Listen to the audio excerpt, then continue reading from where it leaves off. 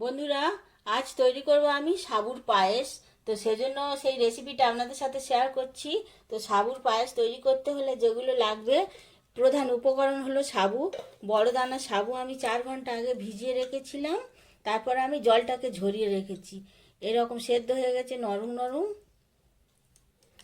আর লাগবে একটু গ্রেটেড খোয়া ক্ষীর আছে, আর একটু কিশমিশ, কাজু, তেজপাতা, আর ছোট এলাচ গুঁড়ো করা আছে, চিনি লাগবে, আর দুধ আছে, ঘন করে জাল দেওয়া দুধ আছে, আর প্রয়োজনে একটু লিকুইড গুঁড়ো দুধ দেবো আমি। আর আর একটুখানি ঘি লাগবে। তো এই দিয়ে হয়ে যাবে সাবুর পায়েস। প্রথমে দুধটা আগে থেকে জাল করা আছে ঘন। এদিকে আমি একটা কড়াই বসিয়ে দিয়েছি উনুনে। কড়াইতে দিয়ে দিচ্ছি একটুখানি ঘি।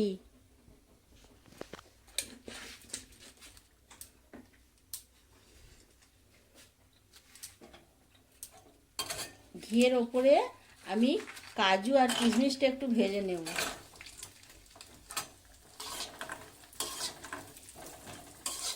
এর সাথে কয়েকটা ছোট তেজপাতাও আমি দিয়ে দিলাম।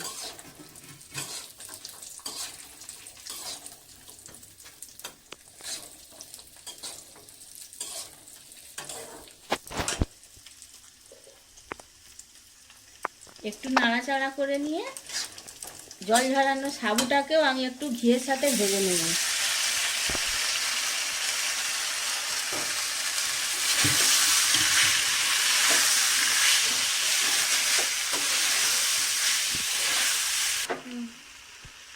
সাবুটা একটু নাড়াচাড়া করে নিয়েছি। এবার আমি গ্যাসের ফ্লেমটা অফ করে দিচ্ছি। এদিকে আমার দুধটা অনেকটাই ঘন আছে, তবু এর আর একটু ঘনত্ব বাড়ানোর জন্য এতে আমি একটু গুঁড়ো দুধ ব্যবহার করছি।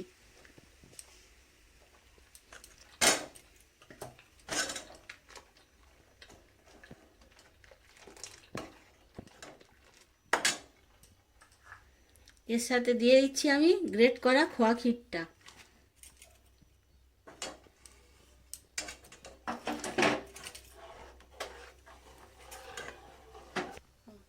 দিয়ে দিচ্ছি আমি চিনি।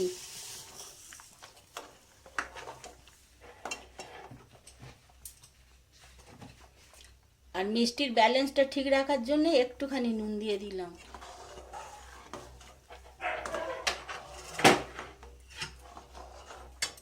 এর ওপর থেকে আমি দিয়ে দিচ্ছি সাবুটা, ভেজে রাখা সাবুটা।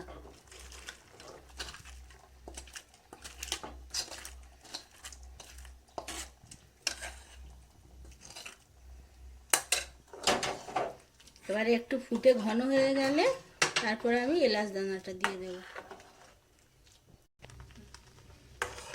তো পায়েসটা তৈরি হয়েই এসেছে।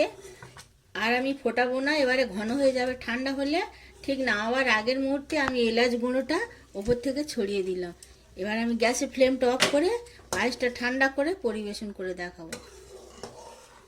বন্ধুরা, অমৃত স্বাদের এই সাবুর পায়েসের রেসিপিটি আপনাদের সাথে শেয়ার করলাম।